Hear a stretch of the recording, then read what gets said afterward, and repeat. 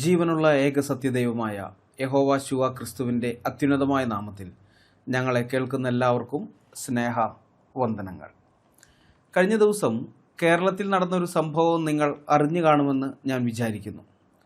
പത്തനാപുരം പിടവൂർ സത്യൻമുക്കിൽ പെന്തക്കോസ്ത് വിശ്വാസികളായ ഒരു കുടുംബം താമസിക്കുന്ന വീടിൻ്റെ മതിലിൽ വർഷങ്ങളായി എഴുതിയിരുന്ന ബൈബിൾ വചനത്തിലെ വിഗ്രഹാരാധികൾ എന്ന വാക്കിനെതിരെ പ്രതിഷേധവുമായി BJP തലവൂർ പഞ്ചായത്ത് വാർഡ് മെമ്പറുടെ നേതൃത്വത്തിൽ ഹിന്ദു സംഘടനാ പ്രവർത്തകർ രംഗത്തെത്തുകയും പോലീസ് കാവലിൽ ആ വാക്ക് സ്പ്രേ പെയിൻറ് ഉപയോഗിച്ച് മായ്ച്ചു കളയുകയും ചെയ്ത സംഭവത്തെക്കുറിച്ചാണ് ഞാൻ പറയുന്നത്.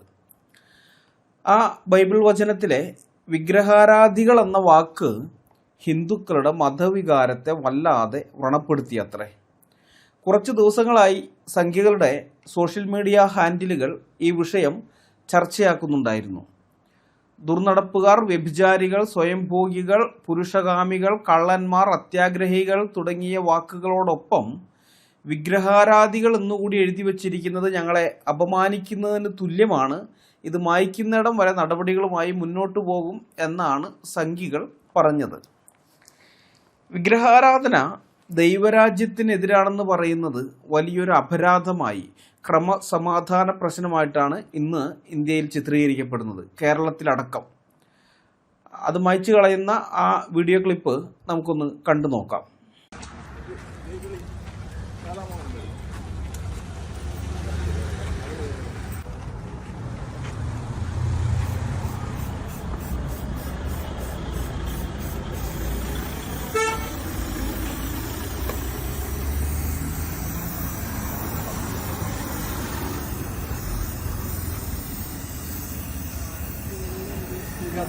സമ്മതിക്കാനൊന്നുമില്ല, വാക്കിനാണ്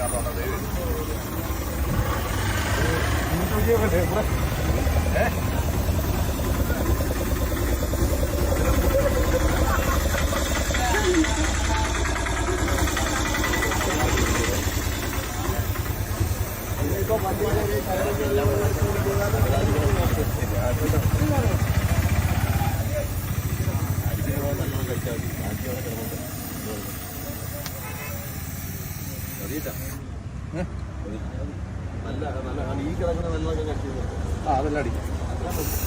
നമ്മൾ വായിച്ചതാണ് തോന്നുന്നത്.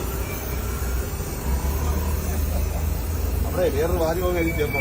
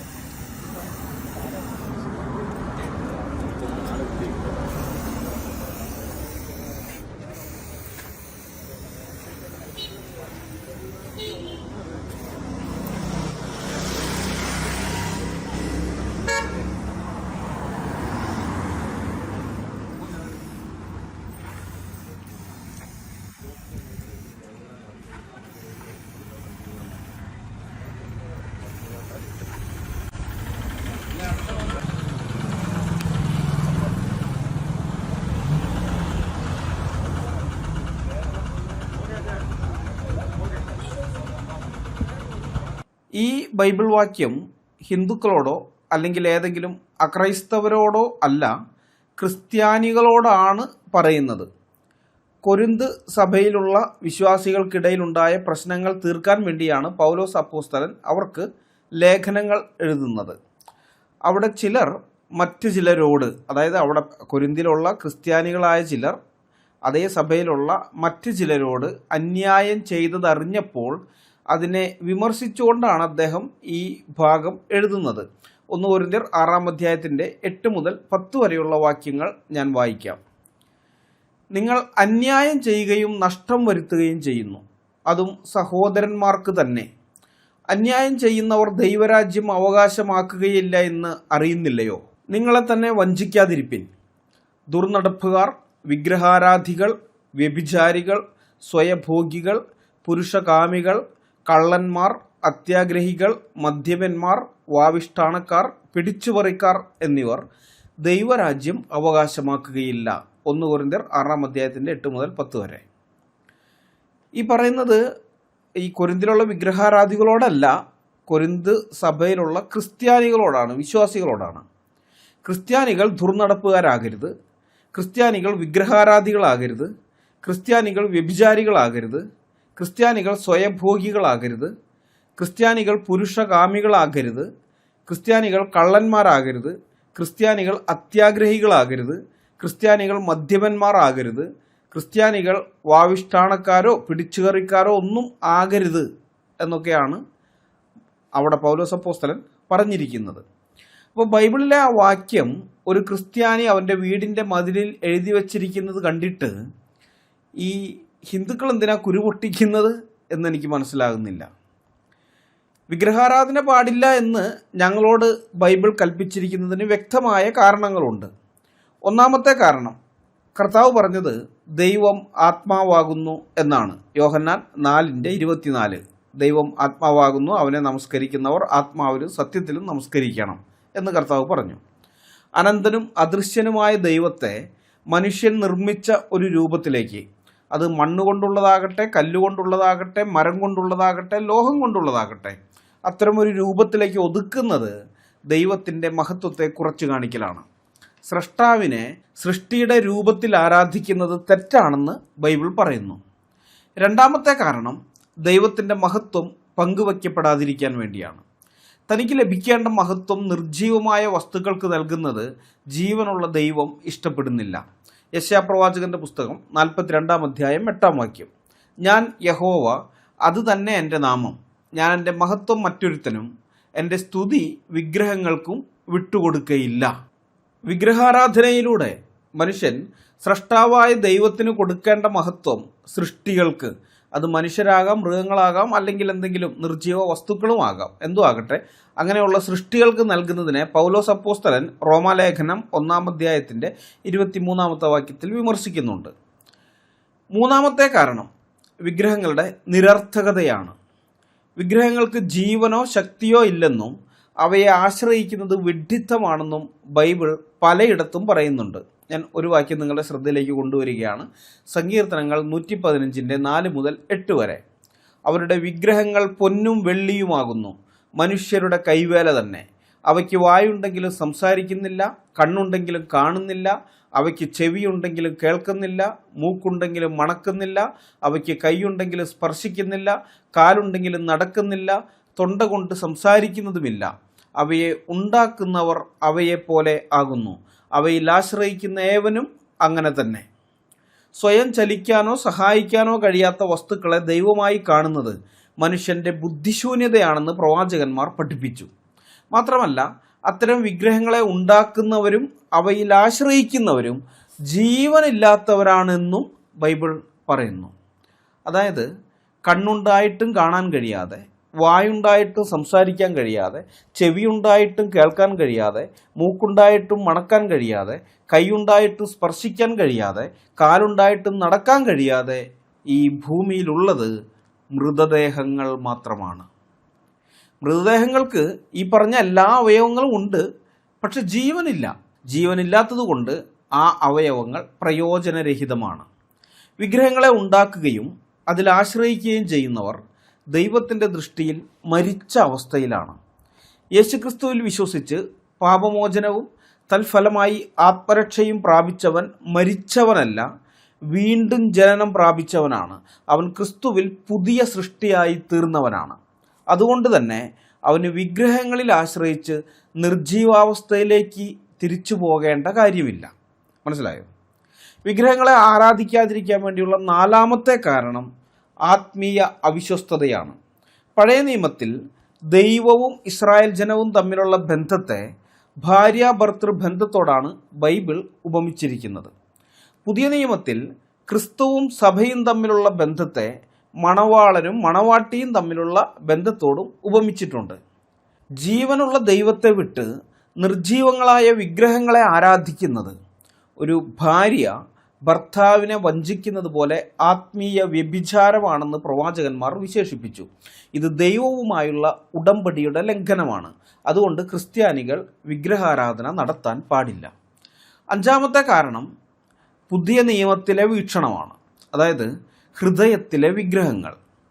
പുതിയ നിയമത്തിൽ വിഗ്രഹാരാധന എന്ന് പറയുന്നത് കേവലം പ്രതിമകളെ ആരാധിക്കുന്നത് മാത്രമല്ല, ദൈവത്തെക്കാൾ ഉപരിയായി ഒരു ക്രിസ്ത്യാനി എന്തിനെയെങ്കിലും സ്നേഹിക്കുകയോ അതിലാശ്രയിക്കുകയോ ചെയ്യുന്നുണ്ടെങ്കിൽ അതും വിഗ്രഹാരാധനയാണ് എന്നാണ് പുതിയ നിയമം പഠിപ്പിക്കുന്നത്. കൊലോസ്യ ലേഖനം 3-ാം അധ്യായം 5-6 വാക്യങ്ങൾ. ആകയാൽ ദുർനടപ്പ്, അശുദ്ധി, അതിരാഗം, ദുർമോഹം, വിഗ്രഹാരാധനയായ അത്യാഗ്രഹം, ഇങ്ങനെ ഭൂമിയിലുള്ള നിങ്ങളുടെ അവയവങ്ങളെ മരിപ്പിപ്പിൻ. ഈ വക നിമിത്തം ദൈവകോപം അനുസരണം കെട്ടവരുടെ മേൽ വരുന്നു.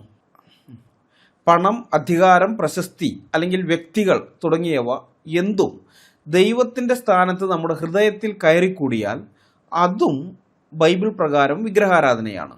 ചുരുക്കി പറഞ്ഞാൽ ബൈബിൾ പ്രകാരം സകലത്തിൻ്റെയും ഉറവിടമായ സ്രഷ്ടാവിനെ ആരാധിക്കുന്നതിന് പകരം സൃഷ്ടിയെ ആരാധിക്കുന്നതാണ് വിഗ്രഹാരാധനയിലെ അടിസ്ഥാനപരമായ തെറ്റ്.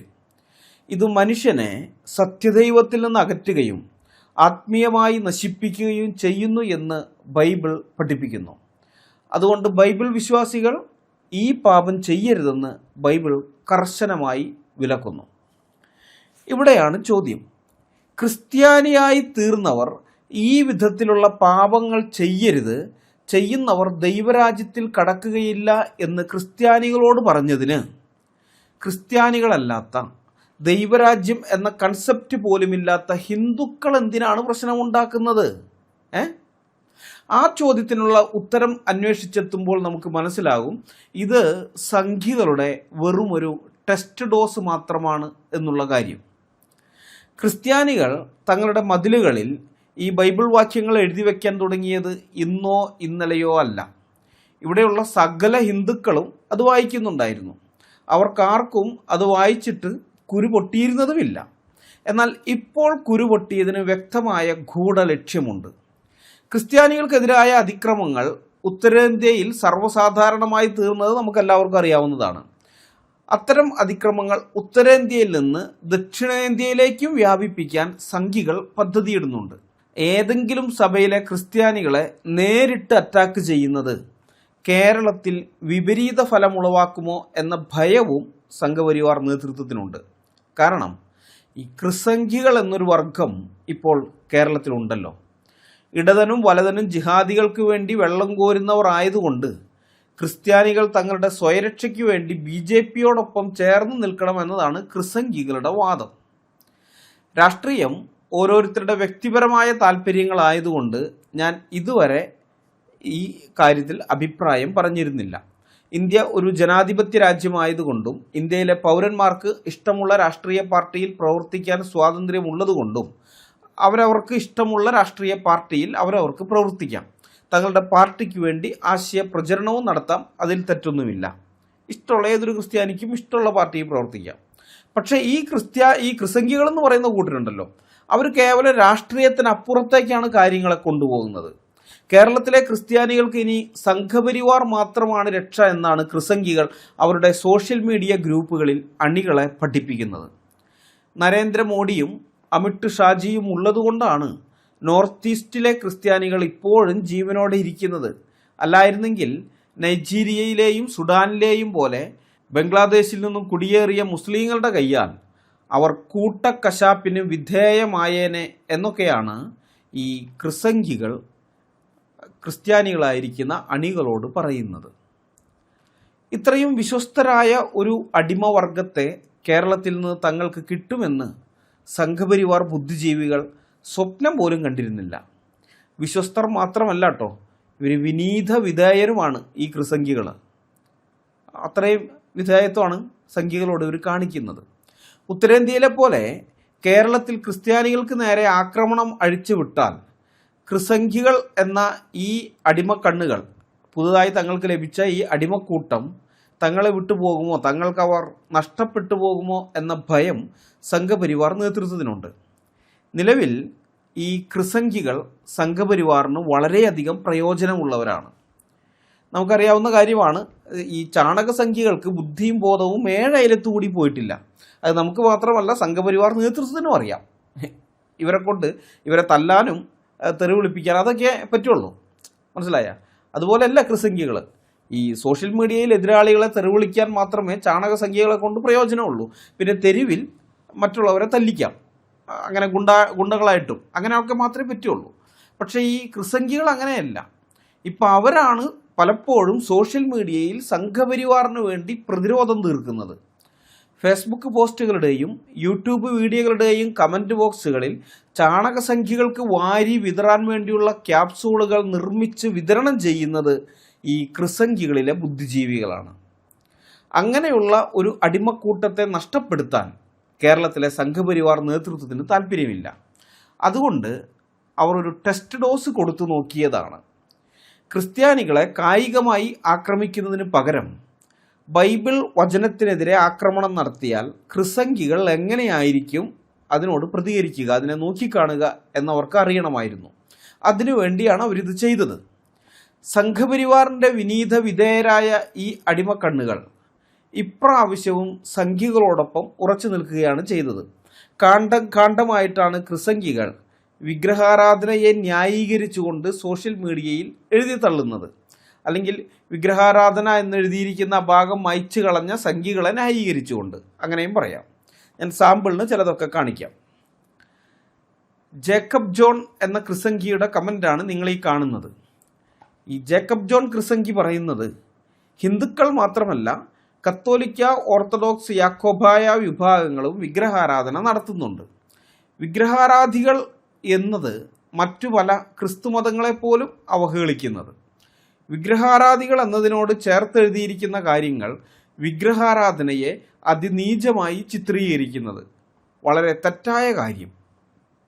ദേശീയ സംസ്കാരത്തെ അധിക്ഷേപിക്കുന്ന ഒന്നും ഇനി വെച്ചു പൊറുപ്പിക്കരുത് എന്നാണ് ഈ ജേക്കബ് ജോൺ ക്രിസംഖി പറയുന്നത്. ഈ ക്രിസംഖി, ജേക്കബ് ജോൺ ക്രിസംഖി, ഒരു 1.5 മുതലാണ്. ആ ചങ്ങാതിയുടെ പ്രൊഫൈലിൽ ഇട്ടിരിക്കുന്ന ഒരു പോസ്റ്റാണ് നിങ്ങൾ ഈ കാണുന്നത്.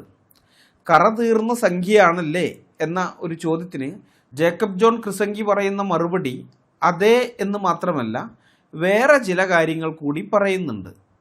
എന്തൊക്കെയാണ്? ഒരു വിദേശ വേരുകളും ഇല്ല, വിദേശികൾ സ്ഥാപിച്ച ഒരു രാഷ്ട്രീയ പാർട്ടിയിലും അംഗമല്ല, വിദേശികൾ സ്ഥാപിച്ച ഒരു മതത്തിലും അംഗമല്ല, ഒരു വിദേശി സംസ്കാരവും അപ്പാടെ പിന്തുടരുന്നില്ല, സ്വന്തം സംസ്കാരം നശിപ്പിക്കാതെ നല്ല കാര്യങ്ങൾ ഉൾക്കൊള്ളും, കാലത്തിനൊത്ത് മാറും. അപ്പം ഇത് കണ്ടപ്പോൾ ഞാൻ വിചാരിച്ചത് ഇവൻ ക്രിസംഖി ആയിരിക്കാൻ സാധ്യതയില്ല, നിരീശ്വരവാദിയാണ്, നിരീശ്വരവാദി സംഖി. ഇപ്പോൾ സി രവീന്ദ്രൻ്റെ ടീമിൽപ്പെട്ട ഏതെങ്കിലും നാസ്തിക മോർച്ചക്കാരനായിരിക്കും എന്നാണ് ഞാൻ വിചാരിച്ചത്. പക്ഷേ തൊട്ട് താഴെയുള്ള പോസ്റ്റ് കണ്ടപ്പോഴാണ് ഇവൻ ക്രിസംഖിയാണെന്ന് മനസ്സിലായത്.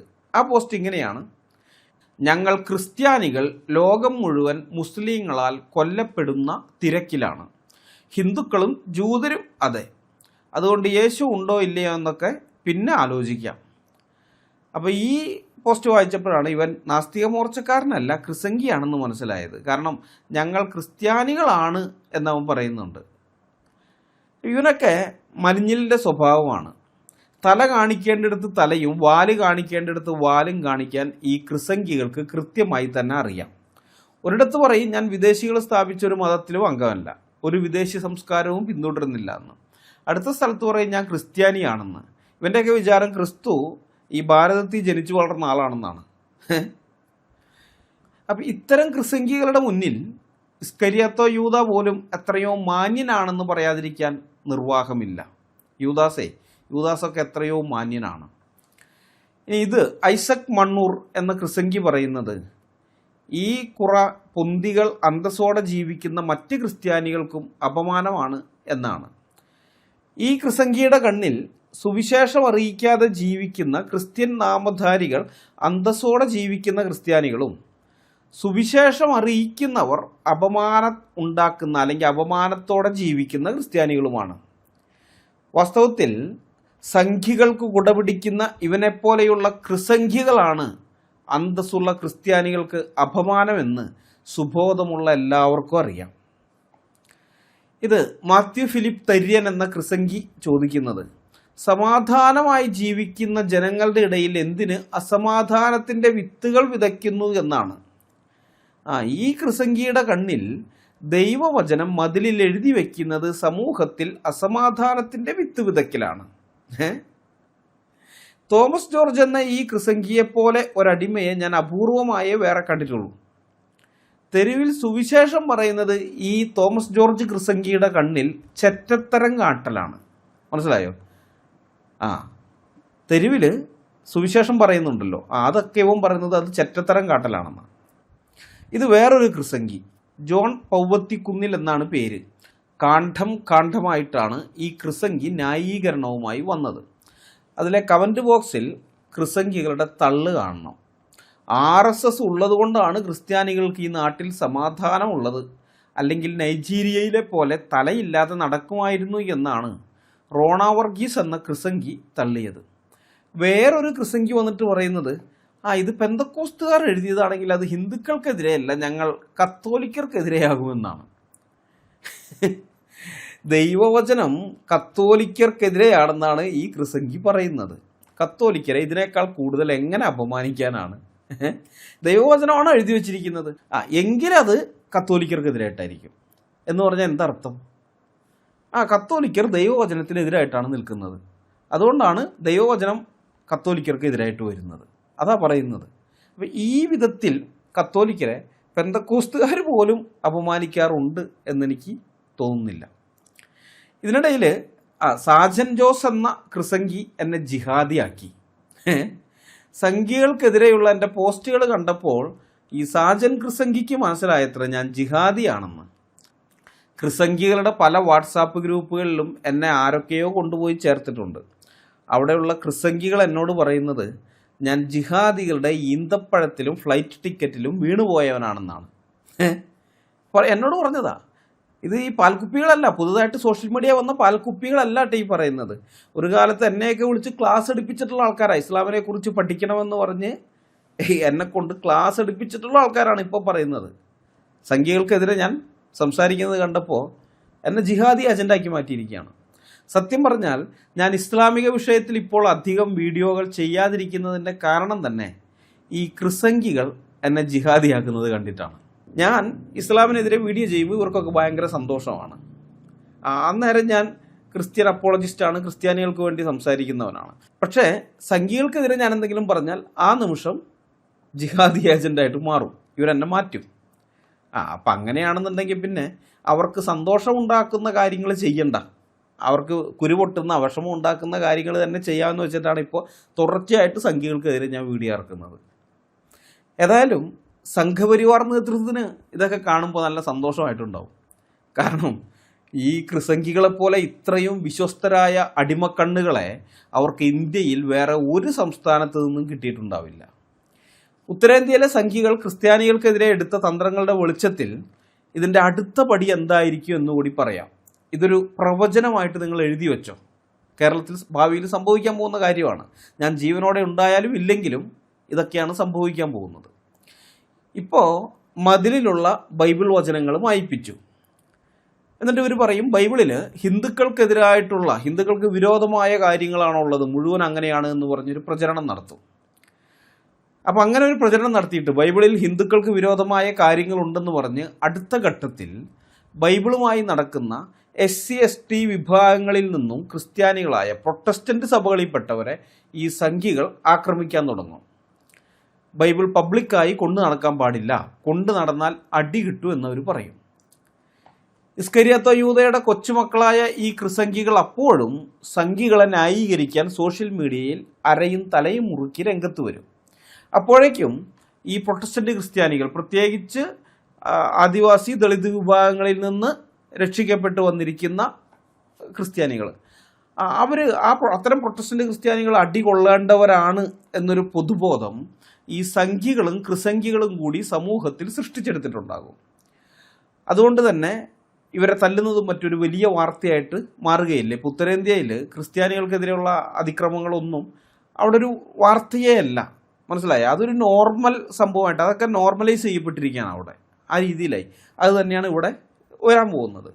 അപ്പോൾ അതിൻ്റെ അടുത്ത പടി എന്താണെന്ന് വെച്ചാൽ, ഈ ചെറിയ ചെറിയ സഭകൾ, ആളെണ്ണം കുറഞ്ഞ പ്രൊട്ടസ്റ്റന്റ് സഭകളുണ്ടല്ലോ, അത്തരം സഭകളിൽ ഞായറാഴ്ച ആരാധന നടക്കുമ്പോൾ സംഘികൾ അതിക്രമിച്ച് കയറി ചെന്ന് പ്രശ്നങ്ങൾ ഉണ്ടാക്കുകയും ബൈബിളുകൾ പിടിച്ചെടുത്ത് കത്തിക്കുകയും ചെയ്യും.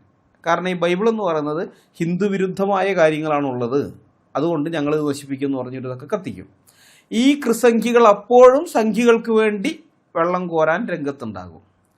ഇതിൻ്റെയൊക്കെ അവസാനത്തിൽ ഈ സംഖികൾ ക്രിസംഖികളെ ഇല്ലാതാക്കാൻ നോക്കുമ്പോൾ മാത്രമേ ക്രിസംഖികൾക്ക് കാര്യം തിരിയുകയുള്ളൂ. അപ്പോഴേ ഇവരിത് മനസ്സിലാക്കുള്ളൂ എന്താണ് തങ്ങൾ ചെയ്തു വച്ച ദോഷമെന്നുള്ളത്.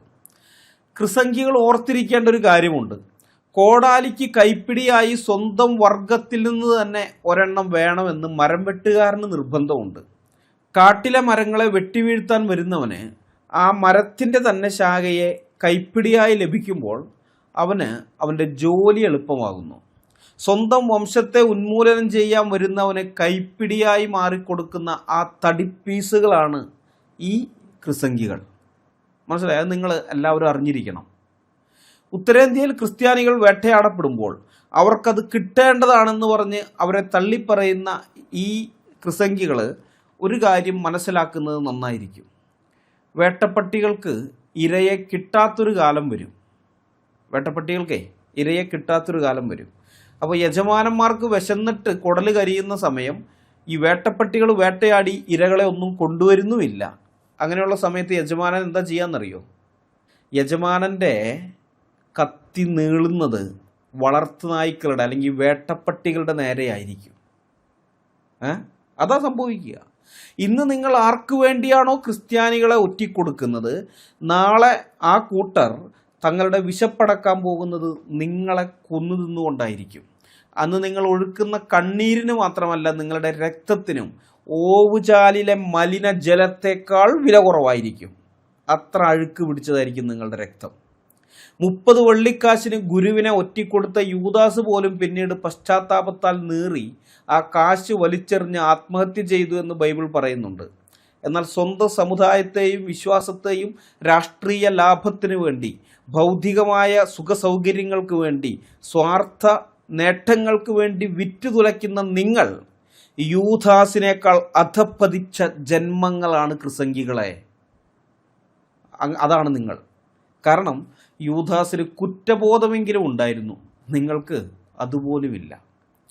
ഭാവിയിൽ ഇന്ത്യയിലെ ക്രിസ്ത്യൻ സഭാചരിത്രം എഴുതപ്പെടുമ്പോൾ അതിൽ രക്തസാക്ഷികളുടെ പേരുകൾക്കൊപ്പം സുവർണ ലിപികളിൽ എഴുതപ്പെടുന്ന ഒരു കൂട്ടം വിശ്വാസികൾ ഉണ്ടാകും. എന്നാൽ അതേ ചരിത്രത്തിൻ്റെ ഇരുണ്ട താളുകളിൽ സ്വന്തം സഹോദരങ്ങളെ കുരുതി കൊടുക്കാൻ കൂട്ടുനിന്ന സമുദായ വഞ്ചകർ എന്ന തലക്കെട്ടിന് താഴെയായിരിക്കും ക്രിസംഖികളായ നിങ്ങളുടെ സ്ഥാനം. വരും തലമുറ നിങ്ങളെ ഓർക്കുന്നത് ക്രിസ്തുവിനെ വീണ്ടും ക്രൂശിച്ചവരെന്നും സ്വന്തം കൂടപ്പിറപ്പുകളുടെ രക്തം കൊണ്ട് രാഷ്ട്രീയ കച്ചവടം നടത്തിയവരെന്നും മാത്രമായിരിക്കും. കാലം നിങ്ങൾക്ക് മാപ്പ് തരില്ല. ചരിത്രം നിങ്ങളുടെ മുഖത്ത് കാർക്കിച്ച് തുപ്പുക തന്നെ ചെയ്യും. ഞാൻ ഈ പറയുന്നത് ക്രിസംഖികളെ നിങ്ങൾ ഓർത്തു വെച്ചോ. ഇതാണ് സംഭവിക്കുന്നത്. നിങ്ങളുടെ ഭാവി ഇങ്ങനെയായിരിക്കും.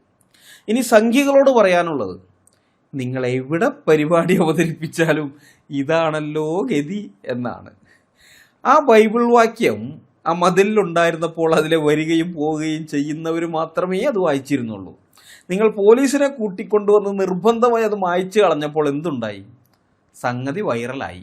വീഡിയോ കണ്ട എല്ലാവരും ആ ബൈബിൾ വാക്യം വായിച്ചു. സോഷ്യൽ മീഡിയയിൽ അതിനെക്കുറിച്ച് ധാരാളം പോസ്റ്റുകൾ വന്നു. ഞങ്ങളെപ്പോലെയുള്ളവർ വീഡിയോകളും ചെയ്തു. നിങ്ങൾ ആ വാക്യം ആളുകളുടെ കണ്ണിൽ നിന്നും മറയ്ക്കണമെന്ന് ആഗ്രഹിച്ചു. ദൈവം അത് ലോകം മുഴുവനും പ്രചരിപ്പിച്ചു. നിങ്ങളെടുത്ത വീഡിയോകളിലൂടെ തന്നെ നിങ്ങളുടെ വീഡിയോയിലൂടെ തന്നെ ദൈവം അത് ലോകം മുഴുവൻ പ്രചരിപ്പിച്ചു. ബൈബിളിലെ ഒരു വാക്യത്തിൻ്റെ കാര്യമല്ല ഞാൻ പറഞ്ഞത്, ബൈബിളിലെ ഒരു വാക്യത്തിലെ ഒരു വാക്കിന് പോലും ഇത്രയ്ക്ക് ശക്തിയുണ്ടെന്ന് ആ വാക്ക് മതിലിൽ നിന്ന് മായ്ച്ചവർ ചിന്തിച്ചിട്ടുണ്ടാവില്ല. എന്നാലും ഇതെന്തൊരു ഗതികെട്ട ജീവിതമാണ് സംഘികളെ നിങ്ങളുടേത്. ഇതെന്തൊരു ഗതികെട്ട ജീവിതം, സഹതാപം തോന്നുന്നു. വാസ്തവത്തിൽ സംഘികളെ, നിങ്ങൾക്ക് നാണക്കേട് തോന്നേണ്ടത് ബൈബിൾ വാക്യങ്ങളിലല്ല, നിങ്ങളുടെയൊക്കെ ക്ഷേത്രങ്ങളിൽ കൊത്തിവച്ചിട്ടുള്ള ആഭാസകരമായ നഗ്ന രതിശില്പങ്ങളില്ലേ, ആ രതിശില്പങ്ങളിലാണ് നിങ്ങൾക്ക് നാണക്കേട് തോന്നേണ്ടത്. അല്ലെങ്കിൽ കേൾക്കുന്നവൻ്റെ ചെവി അടിച്ചു പോകുന്ന കൊടുങ്ങല്ലൂർ ഭരണിക്ക് പാടുന്ന തെറിപ്പാട്ടുകളില്ലേ, അത്തരം പാട്ടുകളിലാണ് നിങ്ങൾക്ക് നാണക്കേട് തോന്നേണ്ടത്. ഒരു പരിഷ്കൃത മനുഷ്യന് നാണക്കേട് തോന്നേണ്ടത് ഇങ്ങനെയുള്ള കാര്യങ്ങളിലാണ്. ഏതായാലും ഞങ്ങൾക്ക് സംഘികളോട് ചിലത് ചോദിക്കാനുണ്ട്. ഈ വിഗ്രഹാരാധനയ്ക്കെതിരെ ബൈബിള് മാത്രമല്ല സംസാരിച്ചിട്ടുള്ളത് എന്ന കാര്യം നിങ്ങൾക്കറിയാമോ? നിങ്ങളുടെ പുണ്യഗ്രന്ഥമായ ശ്രീമദ് ഭാഗവതത്തിൽ പറയുന്നത് വിഗ്രഹങ്ങളെ ആരാധിക്കുന്നവൻ മൃഗങ്ങളിൽ കഴുതയ്ക്ക് തുല്യനാകുന്നു എന്നല്ലേ? ശ്രീമദ് ഭാഗവതം ദശമസ്കന്ധം അധ്യായം 84 ശ്ലോകം 13. വാദം, പിത്തം, കഫം എന്നീ 3 ധാതുക്കളാൽ നിർമ്മിക്കപ്പെട്ട ഈ ശരീരമാണ് ഞാൻ എന്ന് വിചാരിക്കുകയും ഭാര്യയിലും മക്കളിലും എൻ്റേത് എന്ന ബുദ്ധി വയ്ക്കുകയും മണ്ണുകൊണ്ടോ കല്ലുകൊണ്ടോ ഉള്ള വിഗ്രഹങ്ങളിൽ മാത്രം ഈശ്വര ബുദ്ധി വയ്ക്കുകയും, അതായത് ആരാധനാ മനോഭാവം, ഈശ്വരനെ പോലെ കണ്ട് അവയെ ആരാധിക്കുന്നത്, അങ്ങനെയുള്ള കാര്യം ചെയ്യുകയും ജ്ഞാനികളായ മഹാത്മാക്കളിൽ ആ ബുദ്ധി ഇല്ലാതിരിക്കുകയും ചെയ്യുന്നുവോ അവൻ മൃഗങ്ങളിൽ വെറും കഴുതയാകുന്നു. ശ്രീമദ് ഭാഗവതത്തിൽ പറഞ്ഞിരിക്കുന്നതാണ്. വിഗ്രഹാരാധന ചെയ്യുന്ന നീയൊക്കെ വെറും കഴുതയാണെന്ന് പറഞ്ഞ ശ്രീമദ് ഭാഗവതം നിനക്ക് കത്തിക്കണ്ടേ സംഗി? വേണ്ടേ? അതെന്താ നീ അത് കത്തിക്കാത്തത്? വിഗ്രഹാരാധന തെറ്റാണെന്ന് ബൈബിളിൽ പറഞ്ഞാൽ മാത്രമേ നിനക്ക് പ്രശ്നമുള്ളൂ. ശ്രീമദ് ഭാഗവതത്തിൽ അതിനേക്കാൾ കടുത്ത ഭാഷയിൽ പറഞ്ഞിരിക്കുന്ന നിനക്ക് പ്രശ്നമേ അല്ല അല്ലേ? അത് നിനക്കൊരു വിഷയമേ അല്ല. ഈ ഇരട്ടത്താപ്പുമായി നടക്കാൻ നാണമില്ലേ സംഗീ നിനക്ക്?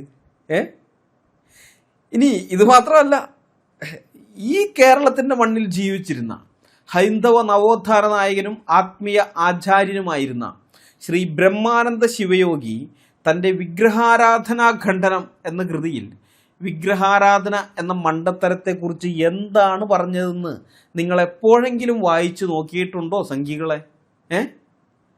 ബൈബിൾ വചനം കണ്ട് വികാരം വ്രണപ്പെട്ടവർ ബ്രഹ്മാനന്ദ ശിവയോഗിയുടെ വാക്കുകൾ കേട്ടാൽ ഒരുപക്ഷെ ആലത്തൂരിലെ അദ്ദേഹത്തിൻ്റെ സിദ്ധാശ്രമം തന്നെ കത്തിച്ചു കളയാൻ ആഹ്വാനം ചെയ്തേനെ. കാരണം വിഗ്രഹാരാധന കൊണ്ട് ഇഹലോക സുഖമോ പരലോക സുഖമോ മോക്ഷമോ ഇല്ലെന്നും അത് മനുഷ്യനെ അധപ്പതിപ്പിക്കുകയേ ഉള്ളൂ എന്നും അദ്ദേഹം തെളിവ് സഹിതം ആ പുസ്തകത്തിൽ സമർത്ഥിച്ചിട്ടുണ്ട്. അപ്പോൾ ഇവിടെയാണ് ഞങ്ങളുടെ ചോദ്യം.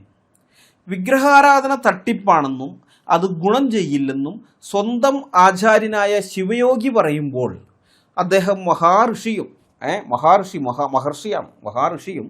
എന്നാൽ അതേ കാര്യം ബൈബിൾ പറയുമ്പോൾ ക്രിസ്ത്യാനികൾ തെറ്റുകാരാകുന്നതും എങ്ങനെയാണ് സംഘികളെ? ശിവയോഗി പറഞ്ഞാൽ അത് നവോത്ഥാനം, ക്രിസ്ത്യാനി പറഞ്ഞാൽ അത് മതനിന്ദ. ഇതെന്ത് ഇരട്ടത്താപ്പാണ് സംഘികളെ? ബ്രഹ്മാനന്ദ ശിവയോഗി 1929 അന്തരിക്കുന്നത്. അതിനും വർഷങ്ങൾക്ക് മുമ്പേ എഴുതിയതാണ് വിഗ്രഹാരാധനാ ഖണ്ഡനം. ഈ കൃതിയിൽ ബ്രഹ്മാനന്ദ ശിവയോഗി ഉന്നയിച്ച അതിശക്തമായ വാദങ്ങളിൽ ചിലത് ഞാൻ നിങ്ങളുടെ മുമ്പാകെ അവതരിപ്പിക്കാം. വിഗ്രഹാരാധനയ്ക്കെതിരെ ഇത്രയും ശക്തമായ വാക്കുകൾ പ്രൊട്ടസ്റ്റന്റ് ക്രിസ്ത്യാനികളിൽ നിന്ന് പോലും ഞാൻ കേട്ടിട്ടില്ല. ആ കൃതി തുടങ്ങുന്നത് ഇങ്ങനെയാണ്: ഹേ ആനന്ദകാംക്ഷികളെ, വിഗ്രഹാരാധന കൊണ്ട് ഇഹലോക സുഖവുമില്ല, പരലോക സുഖവും മോക്ഷവുമില്ല. നോക്കുവിൻ, അനേകായിരം കൊല്ലമായി അനേകായിരം ഉറുപ്പിക ചെലവ് ചെയ്ത് ക്ഷേത്രം കെട്ടി വിഗ്രഹാരാധന ചെയ്തും വരുന്ന ഹിന്ദു രാജാക്കന്മാരുടെ മുമ്പുള്ള രാജാധിപത്യം പോയി മുഹമ്മദീയ രാജാക്കന്മാരുടെ കീഴിൽ വളരെ കാലം ദുഃഖിച്ചു കഴിച്ചുകൂട്ടി. ഇപ്പോൾ ആംഗ്ലേയ ചക്രവർത്തിയുടെ കീഴിലാകുന്നു ബ്രാഹ്മണർ. ബിംബാരാധനയെ വിട്ടും കൊണ്ട് ഇംഗ്ലീഷ് പഠിച്ച് പാസ്സായി വക്കീൽ, മുൻസിഫ്, സബ് ജഡ്ജി, ഹൈക്കോർട്ട് ജഡ്ജി എന്നിങ്ങനെ ഓരോ അധികാരം ഭരിച്ചിട്ടും കൃഷി ചെയ്തിട്ടും കച്ചവടം ചെയ്തിട്ടും മറ്റു പല വ്യാപാരങ്ങൾ ചെയ്തിട്ടും പണവും പൂജ്യതയും സമ്പാദിച്ചു തുടങ്ങി. ബ്രാഹ്മണരിലാണ് ഇന്ന് അധികം ഉദ്യോഗസ്ഥന്മാർ. നായരിലും മറ്റ് ജാതിയിലും ഇത്ര ഉദ്യോഗസ്ഥന്മാർ ഇല്ല.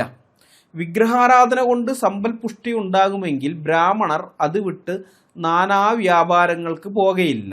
ബ്രഹ്മാനന്ദ ശിവയോഗിയുടെ വിഗ്രഹാരാധനാ ഖണ്ഡനം, പേജ് 1. ബ്രഹ്മാനന്ദ ശിവയോഗിയുടെ ഈ വാദം നമുക്കൊന്ന് വിശകലനം ചെയ്ത് നോക്കാം. ഒന്നാമത്തേത്, ചരിത്രപരമായ പരാജയം എന്ന തെളിവാണ് അദ്ദേഹം മുന്നോട്ട് വയ്ക്കുന്നത്. ബ്രഹ്മാനന്ദ ശിവയോഗി ഇവിടെ ചൂണ്ടിക്കാണിക്കുന്നത് ചരിത്രപരമായ ഒരു പച്ച പരമാർത്ഥമാണ്. ദേവപ്രീതിക്കും രാജ്യരക്ഷയ്ക്കും വേണ്ടി അനേകായിരം കോടികൾ മുടക്കി ക്ഷേത്രങ്ങൾ പണിത ഹൈന്ദവ രാജാക്കന്മാർക്ക് പക്ഷേ വിദേശികളായ മുഹമ്മദീയരുടെയോ ബ്രിട്ടീഷുകാരുടെയോ അധിനിവേശത്തെ തടുക്കാൻ ആ വിഗ്രഹങ്ങളിലൂടെ സാധിച്ചില്ല എന്ന വിരോധാഭാസമാണ് അദ്ദേഹം തുറന്നു കാട്ടുന്നത്. വിഗ്രഹങ്ങൾക്ക് ശക്തിയുണ്ടായിരുന്നെങ്കിൽ സ്വന്തം ഭക്തരായ രാജാക്കന്മാരെയും രാജ്യത്തെയും അത് സംരക്ഷിക്കണമായിരുന്നു.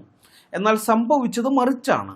വിഗ്രഹങ്ങളെ മാത്രം ആശ്രയിച്ചവർ പരാജയപ്പെടുകയും അടിമകളാവുകയും ചെയ്തു എന്നത് വിഗ്രഹാരാധനയുടെ നിരർത്ഥകതയ്ക്ക് ചരിത്രം നൽകുന്ന ഏറ്റവും വലിയ തെളിവാണ് എന്ന് ശ്രീ ബ്രഹ്മാനന്ദ ശിവയോഗി സമർപ്പിക്കുന്നു. രണ്ടാമത്തെ കാര്യം അദ്ദേഹം അതിൽ നിന്ന് സ്ഥാപിക്കുന്നത് പുരോഹിത വർഗത്തിൻ്റെ പ്രായോഗിക ബുദ്ധിയാണ്, അഥവാ ബ്രാഹ്മണരുടെ പ്രായോഗിക ബുദ്ധിയാണ്. വിഗ്രഹാരാധനയുടെ വക്താക്കളായ ബ്രാഹ്മണരുടെ തന്നെ ജീവിതത്തിലെ വൈരുദ്ധ്യത്തെ ശ്രീ ബ്രഹ്മാനന്ദ ശിവയോഗി യുക്തിപൂർവം നമ്മളുടെ മുമ്പാകെ തുറന്നു കാണിക്കുകയാണ്, അല്ലെങ്കിൽ പൊളിച്ചടുക്കുകയാണ്.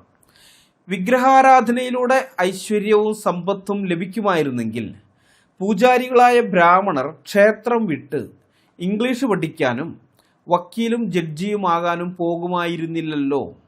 പൂജയേക്കാൾ ഫലം ചെയ്യുന്നത് ലൗകിക വിദ്യാഭ്യാസവും ജോലിയുമാണെന്ന് ബ്രാഹ്മണർക്ക് തന്നെ ബോധ്യമായതുകൊണ്ടാണ് അവർ അത്തരം മേഖലകളിലേക്ക് തിരിഞ്ഞതും ഉന്നത വിജയം നേടിയതും. അതിനാൽ വിഗ്രഹാരാധന കൊണ്ടല്ല, മറിച്ച് മനുഷ്യൻ്റെ അധ്വാനം കൊണ്ടും അറിവുകൊണ്ടുമാണ് ഉന്നമനം ഉണ്ടാകുന്നതെന്ന് സ്വന്തം ജീവിതത്തിലൂടെ ബ്രാഹ്മണർ തന്നെ തെളിയിക്കുന്നു എന്നാണ് ബ്രഹ്മാനന്ദ ശിവയോഗി ചൂണ്ടിക്കാട്ടുന്നത്. ഇതാണ് ഏറ്റവും ശക്തമായ പോയിന്റ്. വിഗ്രഹാരാധന കൊണ്ട് ജീവിക്കുന്ന ബ്രാഹ്മണർ പോലും അതിൽ പൂർണ്ണമായി വിശ്വസിക്കുന്നില്ല എന്ന് ശിവയോഗി ഇവിടെ സമർത്ഥിക്കുകയാണ്.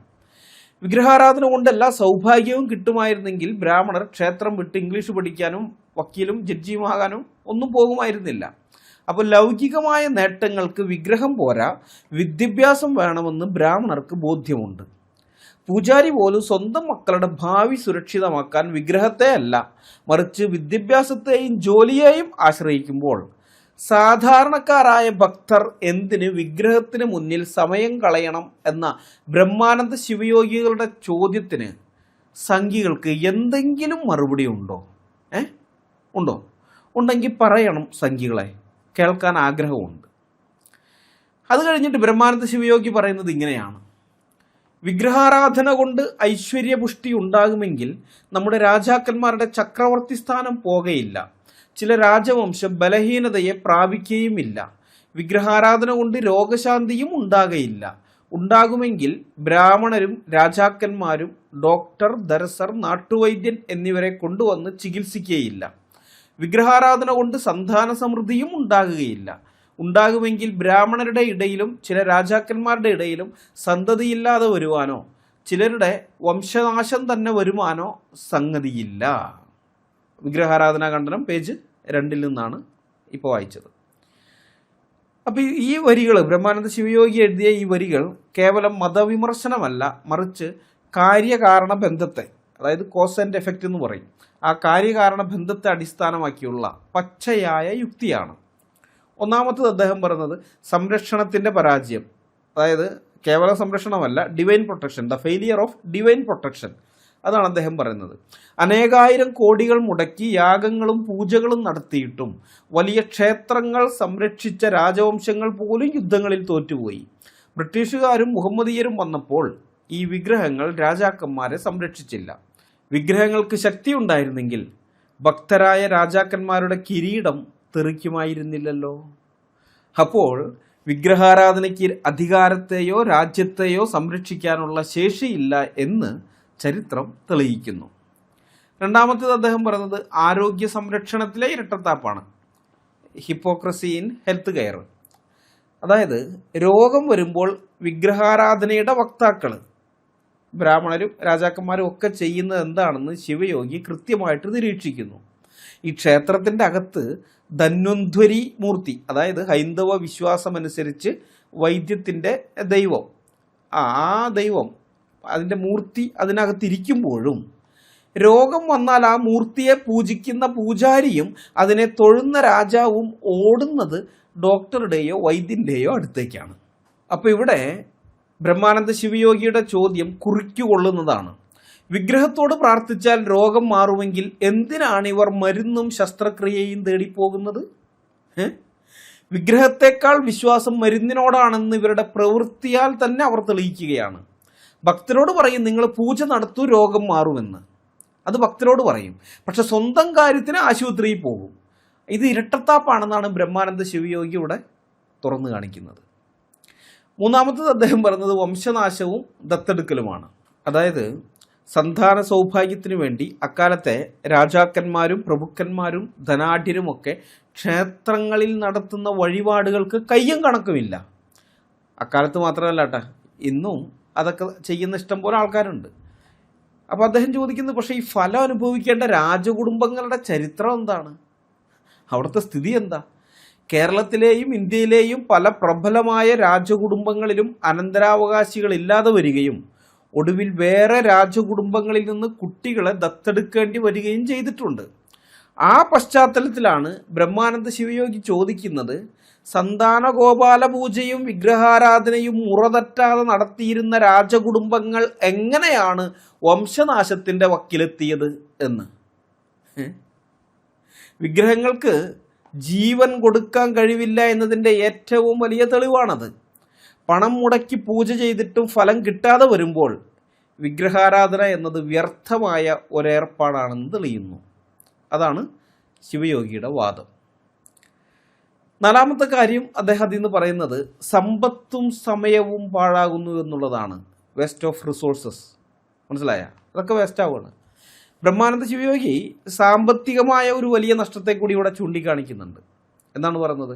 അനേകായിരം കൊല്ലമായി അനേകായിരം ഉറുപ്പിക, ഇത് പഴയതാണ് കേട്ടോ, പണം അന്നത്തെ കാലത്തെ പറയാണ്, ഇന്നത്തെ മൂല്യത്തിൽ നോക്കിയാൽ കോടികൾ വരും, കോടികൾ ഇതിനായി ചിലവഴിച്ചു. എന്നിട്ടും ഫലം വട്ടപൂജ്യം. ക്യാ ഫലം കുച്ചുരഹി എന്ന് പറയാറില്ലേ, അത് തന്നെ. നല്ലൊരു പോയിന്റാണ് ബ്രഹ്മാനന്ദ ശിവയോഗി ഇവിടെ ചൂണ്ടിക്കാട്ടുന്നത്. ഒരു ബിസിനസ്സിൽ പണം മുടക്കിയിട്ട് ലാഭം കിട്ടുന്നില്ലെങ്കിൽ ബുദ്ധിയുള്ളവർ അത് നിർത്തും. എന്നാൽ വിഗ്രഹാരാധനയുടെ കാര്യത്തിൽ പണം നഷ്ടപ്പെട്ടിട്ടും അധികാരം പോയിട്ടും ആരോഗ്യം നശിച്ചിട്ടും മനുഷ്യൻ അത് തുടരുന്നത് അന്ധമായ വിശ്വാസം ഒന്നുകൊണ്ട് മാത്രമാണ്. അത്തരം അന്ധവിശ്വാസങ്ങൾ വിട്ടുകളയുകയാണ് വേണ്ടത് എന്ന് അദ്ദേഹം പറയുന്നു. അപ്പോൾ ഇതിന്ന് നമ്മളിപ്പോൾ അദ്ദേഹം കേട്ടതിൻ്റെ സംക്ഷിപ്ത രൂപം ഇങ്ങനെയാണ് സംഖ്യകളെ. വിഗ്രഹത്തിന് പൂജ ചെയ്യുന്ന പൂജാരിക്ക് പനി വന്നാൽ പോലും രക്ഷിക്കാൻ ഡോക്ടർ വേണമെങ്കിൽ, രാജാവിന് വംശം നിലനിർത്താൻ ദത്തെടുക്കണമെങ്കിൽ, രാജ്യം സംരക്ഷിക്കാൻ പീരങ്കി വേണമെങ്കിൽ പിന്നെന്തിനാണ് ഈ വിഗ്രഹങ്ങൾ? സ്വന്തം ഭക്തർക്ക് പോലും ഉപകാരപ്പെടാത്ത, പണവും സമയവും നഷ്ടപ്പെടുത്തുന്ന ഈ ഏർപ്പാട് നിർത്താൻ സമയമായി എന്ന് ബ്രഹ്മാനന്ദ ശിവയോഗി പറഞ്ഞത് എത്ര അർത്ഥവത്താണ്. ഇതൊക്കെ ചിന്തിക്കേണ്ട കാര്യമാണ്. ചിന്തിക്കാൻ ഞാൻ സംഖ്യകളോട് ആവശ്യപ്പെടുന്നില്ല, കാരണം തലച്ചോറ് ഉപയോഗിക്കുന്നവരോട് മാത്രമേ ചിന്തിക്കാൻ ആവശ്യപ്പെട്ടിട്ട് കാര്യമുള്ളൂ. തലച്ചോറ് ശാഖയിൽ പണയം വെച്ചവരോട് ചിന്തിക്കാൻ ആവശ്യപ്പെടുന്നത് ക്രൂരതയാണെന്ന ബോധ്യം എനിക്കുള്ളത് കൊണ്ടാണ് ഞാൻ സംഖ്യകളോട് ചിന്തിക്കാൻ ആവശ്യപ്പെടാത്തത്. എന്നാൽ എന്നെ കേൾക്കുന്ന മറ്റാളുകളെ നിങ്ങൾ ചിന്തിക്കണം. ഈ ബ്രഹ്മാനന്ദ ശിവയോഗി പറഞ്ഞ വാദങ്ങളെല്ലാം കൃത്യമല്ലേ എന്ന് നിങ്ങളൊന്ന് ചിന്തിക്കണം. നമുക്ക് വിഗ്രഹാരാധന ഖണ്ഡനത്തിലേക്ക് മടങ്ങിപ്പോകാം. വിഗ്രഹാരാധന കൊണ്ട് ചിത്തശുദ്ധി, സമദൃഷ്ടി, ജ്ഞാനം മുതലായ ഗുണങ്ങളും ഉണ്ടാകുകയില്ല. ഉണ്ടാകുമെങ്കിൽ ബ്രാഹ്മണർ ഒരേ ജാതിയായ മനുഷ്യരിൽ ചിലരെ ഇന്നും നീ ശൂദ്രൻ, നീ നികൃഷ്ടൻ, നിന്നെ തൊട്ടാൽ കുളിക്കണം, നീ ഈഴവൻ, നിനക്ക് അരികിൽ അണവാൻ പാടില്ല, ദൂരെ പോ എന്ന് പറഞ്ഞ് വിലക്കയില്ല. ചിത്തശുദ്ധിയും സമദൃഷ്ടിയും ജ്ഞാനവും വരാതെ മോക്ഷവും സിദ്ധിക്കയില്ല എന്നാണ് പ്രബലപ്പെട്ട പ്രമാണങ്ങൾ വിധിച്ചിട്ടുള്ളത്. അസ്മാദൃക്കുകളുടെ അനുഭവവും അങ്ങനെ തന്നെ. ഈ പറഞ്ഞ സംഗതികൾ കൊണ്ട് അനേകായിരം കാലമായി അനേകായിരം ഉറുപ്പിക ചെലവ് ചെയ്ത് വിഗ്രഹാരാധന ചെയ്തു പോരുന്ന ദ്വിജന്മാർക്കു കൂടി സമ്പൽ പുഷ്ടിയോ രോഗശാന്തിയോ ചിത്തശുദ്ധി, ജ്ഞാനമോക്ഷങ്ങളോ സിദ്ധിച്ചിട്ടില്ലെന്നുള്ളത് അനുഭവമാകുന്നു. ഈ സ്ഥിതിക്ക് ശൂദ്രാദികൾക്ക് വിഗ്രഹാരാധന കൊണ്ട് എന്താ സിദ്ധിപ്പാൻ പോകുന്നത്? ഒന്നും സിദ്ധിക്കുകയില്ല. ബ്രഹ്മാനന്ദ ശിവയോഗിയുടെ ഈ വരികൾ സാമൂഹിക മനഃശാസ്ത്രവും, അതായത് സോഷ്യൽ സൈക്കോളജിയും, പിന്നെ ആത്മീയതയുടെ ലക്ഷ്യവും, ഗോൾ ഓഫ് സ്പിരിച്വാലിറ്റി, അപ്പോൾ ഇതിനെ രണ്ടിനെയും മുൻനിർത്തിയാണ് നമ്മൾ വിശകലനം ചെയ്യേണ്ടത്. കേവലം ഒരു മതവിമർശനം എന്നതിലുപരി മനുഷ്യൻ്റെ പെരുമാറ്റത്തെയും വിശ്വാസത്തെയും തമ്മിൽ ബന്ധിപ്പിക്കുന്ന ശക്തമായൊരു യുക്തിയാണ് ശ്രീ ബ്രഹ്മാനന്ദ ശിവയോഗികൾ ഇവിടെ ഉപയോഗിച്ചിരിക്കുന്നത്. അദ്ദേഹം ചോദിക്കുന്നത് വിഗ്രഹാരാധനയുടെ റിസൾട്ട് എവിടെ എന്നുള്ളതാണ്. വിഗ്രഹാരാധനയുടെ റിസൾട്ട് എവിടെ? ഏതൊരു പ്രവൃത്തിക്കും ഒരു ഫലം ഉണ്ടായിരിക്കണം, റിസൾട്ടേ ഉണ്ടായിരിക്കണം. ആത്മീയതയുടെ അല്ലെങ്കിൽ ആരാധനയുടെ ഫലം എന്ന് പറയുന്നത് ചിത്തശുദ്ധിയാണ്. ചിത്തം എന്ന് പറഞ്ഞാൽ നമുക്കറിയാം മനസ്സ് ശുദ്ധിയാകുന്നത്, മെൻ്റൽ പ്യൂരിറ്റി. അതായത് മനസ്സിലെ അഴുക്ക് മാറി അവിടെ സ്നേഹവും കരുണയും ഉണ്ടാവുക, അതാണ് ചിത്തശുദ്ധി. അപ്പോൾ ശിവയോഗിയുടെ ചോദ്യം, നൂറ്റാണ്ടുകളായി മുടങ്ങാതെ വിഗ്രഹാരാധന നടത്തുന്ന ബ്രാഹ്മണർക്ക് ചിത്തശുദ്ധി വന്നിട്ടുണ്ടോ? ഇതാണ് ചോദ്യം. ഉത്തരം ഇല്ല എന്നുള്ളതാണ്. ഇല്ല. അതെങ്ങനെ നമുക്കറിയാം? അവർക്ക് ചിത്തശുദ്ധി ഉണ്ടായിരുന്നെങ്കിൽ സഹജീവികളായ മനുഷ്യരെ, അതായത് ശൂദ്രരെയോ ഈഴവരെയോ പുലയരെയോ ഒക്കെ ആകട്ടെ, ആരാകട്ടെ, മനുഷ്യരെ കണ്ടാൽ മാറി നിൽക്ക്, എന്നെ അശുദ്ധമാക്കരുത് എന്ന് പറയുകയില്ലായിരുന്നു. ദൈവത്തെ സ്നേഹിക്കുന്നു എന്ന് പറയുകയും ദൈവസൃഷ്ടിയായ മനുഷ്യനെ വെറുക്കുകയും ചെയ്യുന്നത് കാപട്യമാണ്. വിഗ്രഹങ്ങളെ തലമുറകളായി പൂജിച്ചിട്ടും മനസ്സിലെ ജാതിവിഷം മാറിയിട്ടില്ലെങ്കിൽ ആ പൂജ കൊണ്ട് ഒരു ഗുണവുമില്ല എന്ന് തെളിയുന്നു എന്നാണ് ബ്രഹ്മാനന്ദ ശിവയോഗി ഇവിടെ സ്ഥാപിക്കുന്നത്. ഇതിൽ നിന്നുള്ള അദ്ദേഹത്തിൻ്റെ രണ്ടാമത്തെ പോയിന്റ്, കല്ലിനെ തൊഴുന്നു മനുഷ്യനെ തള്ളുന്നു എന്നുള്ളതാണ്. അദ്ദേഹം ഒരു വാക്ക് ഉപയോഗിക്കുന്നുണ്ട്, സമദൃഷ്ടി എന്ന്. ഈ സമദൃഷ്ടി എന്ന് പറഞ്ഞാൽ എല്ലാവരെയും തുല്യരായി കാണുക എന്നതാണ്. വിവേചനമില്ലാതെ, എന്തെങ്കിലും തരത്തിലുള്ള വേർപാടുകളില്ലാതെ എല്ലാവരെയും തുല്യരായി കാണുക, അതാണ് സമദൃഷ്ടി. ഇനി ഹൈന്ദവ കാഴ്ചപ്പാടിൽ പറഞ്ഞാൽ എല്ലാവരെയും ദൈവങ്ങളായി കാണുക എന്നുള്ളതാണ്. അഹം ബ്രഹ്മാസ്മി എന്നൊക്കെയുള്ളതാണല്ലോ അവരുടെ തത്വം. അപ്പം അങ്ങനെ വരുമ്പോൾ എല്ലാവരിലും ഈശ്വരൻ കുടിയിരിക്കുന്നു, അതുകൊണ്ട് എല്ലാവരെയും ഈശ്വരന്മാരായിട്ട് കാണണം. ഇതാണ് സമദൃഷ്ടി, ഇതാണ് ജ്ഞാനത്തിൻ്റെ ലക്ഷണം. ശിവാനന്ദ യോഗി പറയുന്നത് അതാണ്. അപ്പോൾ ഇവിടെ അതിശക്തമായൊരു വൈരുദ്ധ്യം, ഒരു പാരഡോക്സ് ഈ ബ്രഹ്മാനന്ദ ശിവയോഗി നമ്മുടെ മുമ്പാകെ തുറന്നു കാട്ടുകയാണ്. അദ്ദേഹത്തിൻ്റെ പോയിന്റ് ഇതാണ്, ക്ഷേത്രത്തിനുള്ളിലെ ജീവനില്ലാത്ത കല്ലിൽ, അതായത് വിഗ്രഹത്തിൽ ഇവർ ദൈവത്തെ കാണുന്നു. എന്നാൽ ക്ഷേത്രത്തിന് പുറത്തുള്ള ജീവനുള്ള മനുഷ്യരിൽ ഇവർക്ക് ദൈവത്തെ കാണാൻ കഴിയുന്നില്ല. കല്ലിനെ കുളിപ്പിക്കാനും ഊട്ടാനും തയ്യാറാകുന്നവർ തൊട്ടടുത്ത് നിൽക്കുന്ന മനുഷ്യനെ തൊട്ടാൽ കുളിക്കണമെന്ന് പറയുന്നത് എന്ത് വിരോധാഭാസമാണ്? മനുഷ്യനേക്കാൾ വില കല്ലിന് നൽകുന്ന ഒരവസ്ഥയിലേക്ക് വിഗ്രഹാരാധന മനുഷ്യനെ അധപ്പതിപ്പിച്ചു. അപ്പോൾ വിഗ്രഹാരാധന മനുഷ്യന് വിവേകം നൽകുകയല്ല, മറിച്ച് മനുഷ്യൻ്റെ വിവേകത്തെ നശിപ്പിക്കുകയാണ് ചെയ്തത് എന്ന് ബ്രഹ്മാനന്ദ ശിവയോഗി ചൂണ്ടിക്കാട്ടുന്നു. ഇനി മൂന്നാമത്തെ പോയിന്റ് അദ്ദേഹം പറയുന്നത്, ഗുരുവിന് കിട്ടാത്തത് ശിഷ്യന് കിട്ടുമോ എന്നുള്ളതാണ്. ഇതാണ് ഈ ഭാഗത്തിലെ ഏറ്റവും പ്രായോഗികമായ യുക്തി. ബ്രാഹ്മണരാണ് വിഗ്രഹാരാധനയുടെ ആചാര്യന്മാർ. അവർക്കാണ് ഇതിൽ ഏറ്റവും കൂടുതൽ അറിവും പരിചയവും ഉള്ളത്. അനേകായിരം വർഷം അവർ ഇത് ചെയ്തു വരുന്നു. എന്നിട്ടും അവർക്ക് രോഗശാന്തിയോ ചിത്തശുദ്ധിയോ മോക്ഷമോ കിട്ടിയില്ല. അവരിപ്പോഴും ഈ ജാതിഭ്രാന്തിയിൽ തന്നെ ജീവിക്കുകയാണ്. അതുകൊണ്ട് അവർക്ക് ചിത്തശുദ്ധി, മെൻ്റൽ പ്യൂരിറ്റി വന്നിട്ടേ ഇല്ല. അപ്പോൾ ശിവയോഗികൾ ചോദിക്കുന്ന ചോദ്യം ഇതാണ്, ഈ വിഗ്രഹാരാധനയുടെ ഉസ്താദുമാരായ ബ്രാഹ്മണർക്ക് പോലും ഗുണം കിട്ടിയിട്ടില്ലെങ്കിൽ പിന്നെ ഇതൊന്നും അറിയാതെ അവരെ അനുകരിക്കുന്ന സാധാരണക്കാരായ ശൂദ്രാദികൾക്ക് വിഗ്രഹാരാധന കൊണ്ട് എന്തു ഗുണമാണ് കിട്ടാൻ പോകുന്നത്? ഈ ചോദ്യമാണ് അദ്ദേഹം മുന്നോട്ട് വയ്ക്കുന്നത്. ഇത് വ്യക്തമാക്കാൻ ഞാനൊരു ഉദാഹരണം പറയാം. ഒരു മരുന്ന് കണ്ടുപിടിച്ച ഡോക്ടർ ആ മരുന്ന് കഴിച്ചിട്ടും അസുഖം മാറിയില്ലെങ്കിൽ രോഗികൾ ആ മരുന്ന് വാങ്ങിക്കഴിക്കുന്നതിൽ വല്ല അർത്ഥവും ഉണ്ടോ? വല്ല കാര്യമുണ്ടോ? വിഗ്രഹാരാധനയുടെ കാര്യവും അതുപോലെ തന്നെയാണ്. ബ്രാഹ്മണർക്കേ പ്രയോജനം കിട്ടിയിട്ടില്ല, ഈ വിഗ്രഹാരാധനയുടെ ആചാര്യന്മാരായിരിക്കുന്ന ബ്രാഹ്മണർക്കേ പ്രയോജനം കിട്ടിയിട്ടില്ല, പിന്നെയാണോ അവർ ചെയ്യുന്നത് കണ്ട് അനുകരിക്കാൻ നടക്കുന്ന ബാക്കിയുള്ളവർക്ക്? നാലാമത്തെ കാര്യം അദ്ദേഹം ഇതിൽ നിന്ന് സ്ഥാപിക്കുന്നത് മോക്ഷം എന്ന മിഥ്യയെക്കുറിച്ചാണ്. അതായത് മോക്ഷം കിട്ടണമെങ്കിൽ ചിത്തശുദ്ധി വേണമെന്നത് എല്ലാ പ്രമാണങ്ങളും സമ്മതിക്കുന്ന കാര്യമാണ്, എങ്കിലേ മോക്ഷം കിട്ടുകയുള്ളൂ. അപ്പോൾ ഇതിനു മുമ്പ് പറഞ്ഞ കാര്യങ്ങളിൽ നിന്ന് ബ്രാഹ്മണർക്ക് ചിത്തശുദ്ധി വന്നിട്ടില്ല എന്ന് തെളിഞ്ഞു. അവർക്കതില്ല. അതുകൊണ്ടാണ് അയിത്തവും വെറുപ്പും അശുദ്ധിയും ഇതൊക്കെ കൊണ്ടു നടക്കുന്നത്. ചിത്തശുദ്ധി അവർക്ക് വന്നിട്ടില്ല. അപ്പോൾ ചിത്തശുദ്ധി ഇല്ലെങ്കിൽ മോക്ഷവുമില്ല. മനസ്സിലായോ? അപ്പോൾ ഇതിൽ നിന്ന് എത്തിച്ചേരാൻ പറ്റുന്ന നിഗമനം എന്താണ്?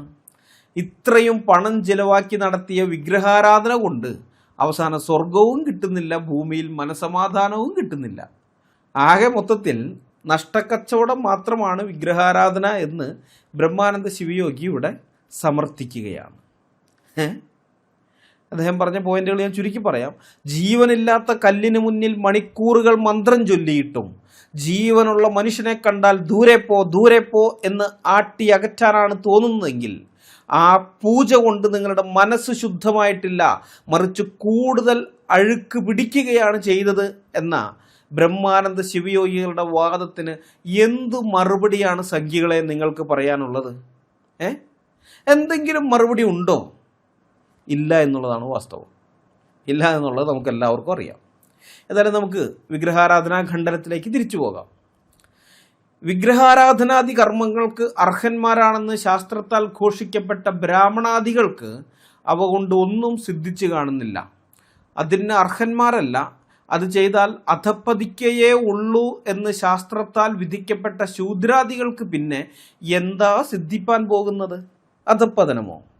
ശൂദ്രന് മന്ത്രോപവാസം കൊണ്ട് അധോഗതി എന്നല്ലയോ ശിവപുരാണത്തിൽ പറഞ്ഞിരിക്കുന്നത്?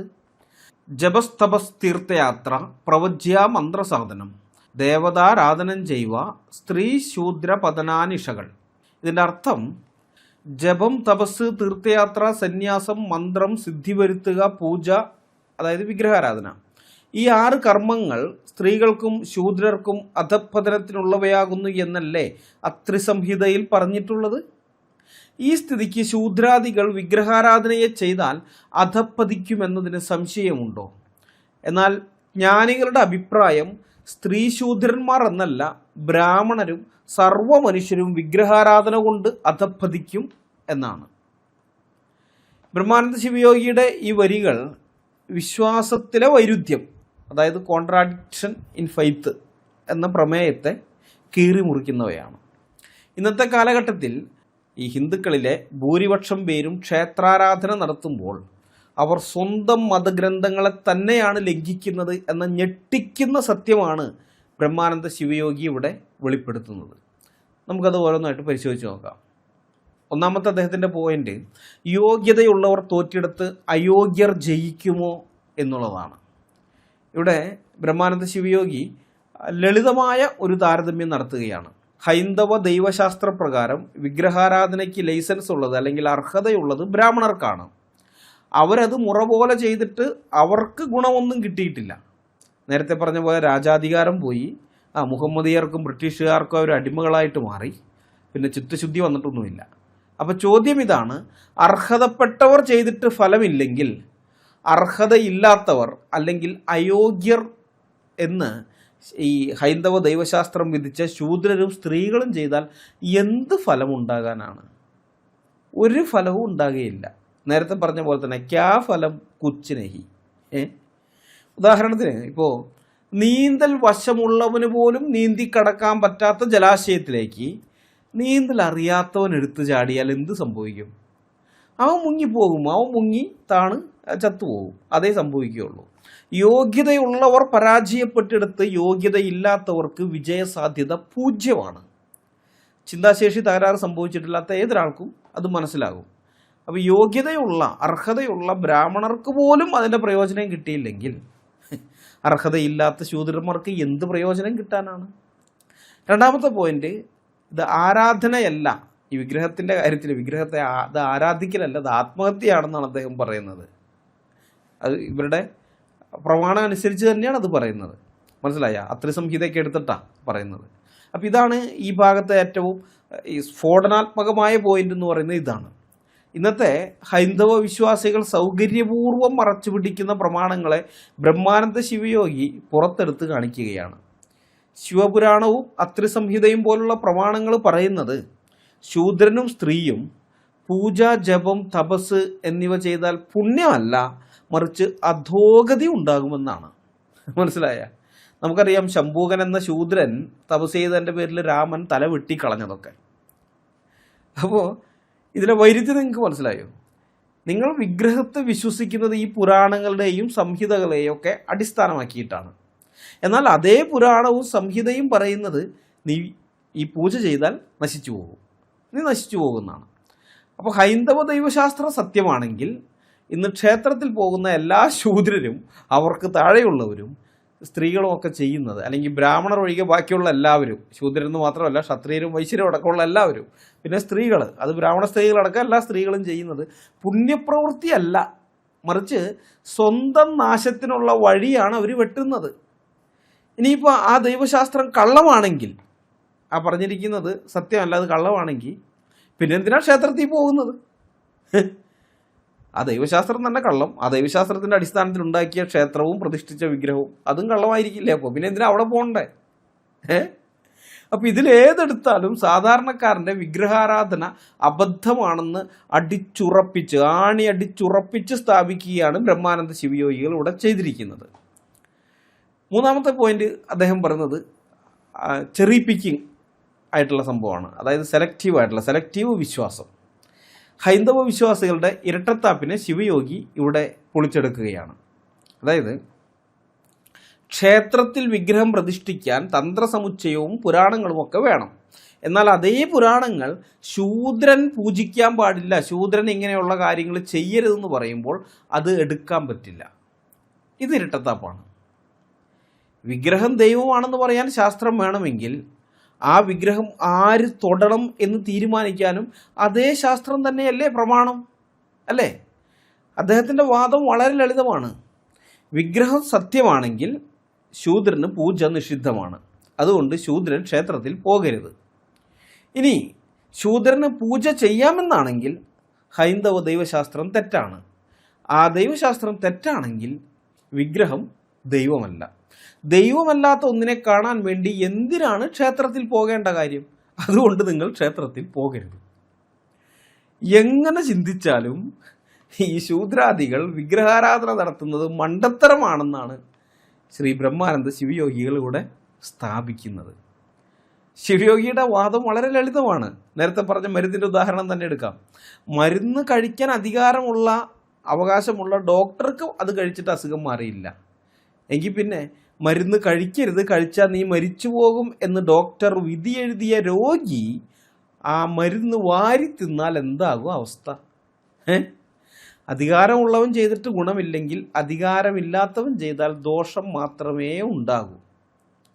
ജപവും തപസ്സും പൂജയും ശൂദ്രന് നാശത്തിനാണെന്ന് നിങ്ങളുടെ ഗ്രന്ഥങ്ങൾ തന്നെ പറയുമ്പോൾ ആ ഗ്രന്ഥങ്ങളിൽ വിശ്വസിച്ച് നിങ്ങൾ എന്തിനാണ് പൂജ ചെയ്യുന്നത്? ഒന്നുകിൽ ഗ്രന്ഥം കള്ളം, അല്ലെങ്കിൽ നിങ്ങളുടെ ഭക്തി അബദ്ധം. ഇത് രണ്ടായാലും വിഗ്രഹാരാധന കൊണ്ട് നിങ്ങൾക്ക് ഗുണമില്ല എന്ന കാര്യം ഉറപ്പല്ലേ എന്ന ചോദ്യമാണ് ശ്രീ ബ്രഹ്മാനന്ദ ശിവയോഗി ഉയർത്തുന്നത്. ഇതിന് എന്ത് മറുപടിയാണ് വിഗ്രഹാരാധികൾക്ക് പറയാനുള്ളത്? എന്ത് മറുപടിയാണ്? ഇതായാലും നമ്മൾ ഇതുവരെ വായിച്ചു കേട്ടത് ഏതെങ്കിലും വിദേശ മിഷണറിയുടെ വാക്കുകളല്ല, അല്ലെങ്കിൽ ഏതെങ്കിലും ക്രിസ്ത്യൻ അപ്പോളജിസ്റ്റുകളുടെ വാക്കുകളുമല്ല.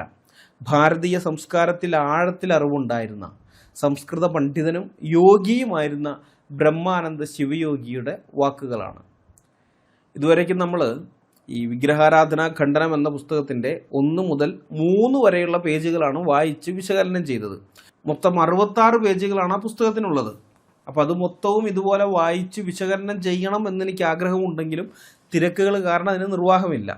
എങ്കിലും ദൈവം അനുവദിച്ചാൽ അടുത്ത വീഡിയോയിൽ ഈ വിഗ്രഹാരാധന ഖണ്ഡനത്തിൽ നിന്ന് 4 പേജുകൾ കൂടി ഇതുപോലെ വായിച്ച് വിശകലനം ചെയ്യാം.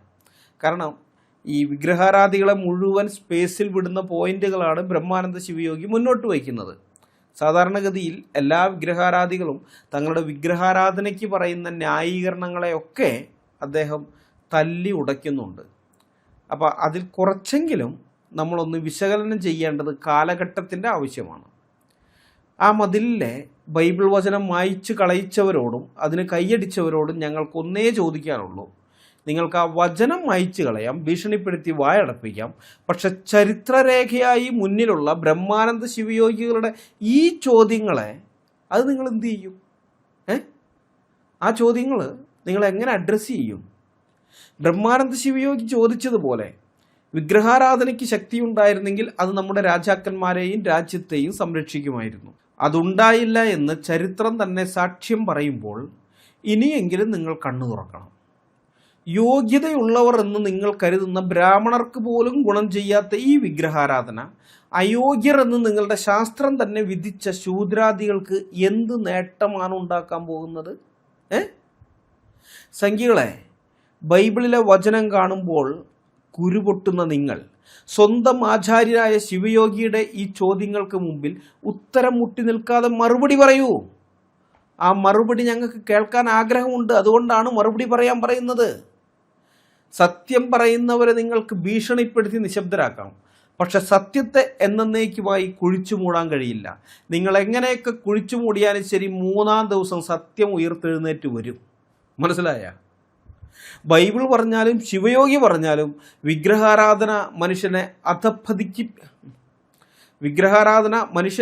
അധപ്പതിപ്പിക്കുകയേ ഉള്ളൂ എന്നത് മാറ്റമില്ലാത്ത സത്യമാണ്. ആ സത്യം തിരിച്ചറിയാനുള്ള വിവേകം എല്ലാവർക്കും ഉണ്ടാകട്ടെ. ബ്രഹ്മാനന്ദ ശിവയോഗികൾ നിങ്ങളോട് പറഞ്ഞത് തന്നെയാണ് ഞങ്ങൾക്കും പറയാനുള്ളത്. വിഗ്രഹാരാധന വിട്ടോടുവിൻ. സർവശക്തനായ ദൈവത്തെ മനുഷ്യനിർമ്മിതമായ വെറും വിഗ്രഹങ്ങളിലേക്ക് നിങ്ങൾ ചുരുക്കരുത്.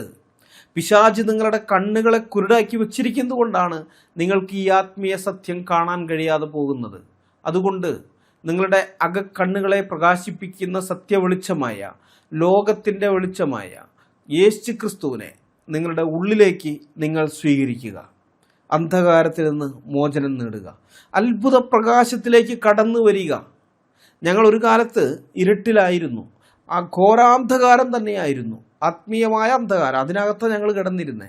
എന്നാൽ ലോകത്തിൻ്റെ വെളിച്ചമായ ക്രിസ്തു ഇന്ന് ഞങ്ങളുടെ ഹൃദയങ്ങളിൽ പ്രകാശിക്കുന്നുണ്ട്. ഏത് മനുഷ്യനെയും പ്രകാശിപ്പിക്കുന്ന സത്യവെളിച്ചമായ ക്രിസ്തു നിങ്ങളുടെ ഹൃദയങ്ങളെയും പ്രകാശിപ്പിക്കുമാറാകട്ടെ എന്ന പ്രാർത്ഥനയോടുകൂടി ഈ വീഡിയോ ഞാൻ ഇവിടെ അവസാനിപ്പിക്കുകയാണ്.